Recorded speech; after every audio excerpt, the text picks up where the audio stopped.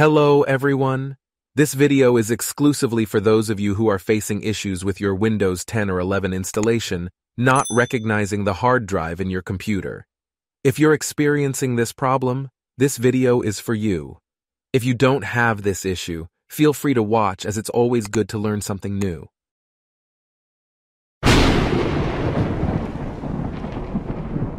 When you start the Windows installation, in my case on this Dell laptop, you'll need to specify where your PC should boot from. I do this by pressing the F12 key, which is usually the key for this function on most computer manufacturers. When you get a list of disks with boot options, select the USB disk. I almost always use the Ventoy boot disk, which can contain more than one ISO image, allowing me to have all the operating systems I need for installing on different computers on a single USB drive. This laptop has just been taken out of the box, which means it came with a pre-installed operating system that you don't want to use because it's a trial license, and you have a licensed Windows 11 Enterprise. That's why you're reinstalling Windows. However, you were surprised to find that your Windows installation doesn't detect any hard disk, but only recognizes your external disk connected via a USB connection, as shown. To resolve this issue, follow these steps. Restart your PC. Begin by restarting your computer. Access BIOS. To access the BIOS on this Dell laptop, you can press the F2 key.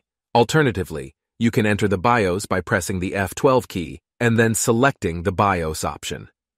Change disk mode. In the BIOS, navigate to the option for disks. Change the disk mode to AHCI NVMe, or it may be labeled as just AHCI. This step is crucial to ensure that your Windows installation can detect the internal hard drive. After making this change, save your BIOS settings and exit. Then proceed with your Windows 11 Enterprise installation, and it should now detect your internal hard drive for installation. As you can see now, the Windows setup detects the disk without any issues, so you can proceed with the Windows installation. It's a good practice to delete all previous partitions on the disk before starting the installation. This allows Windows to set up partitions as needed for the chosen boot mode. For example, if the system is configured to boot in UEFI mode, Windows will set up the disk as GPT and create an EFI partition. However, if Windows is set to boot in legacy mode, it will configure the disk as MBR without an additional EFI partition. That's all for today.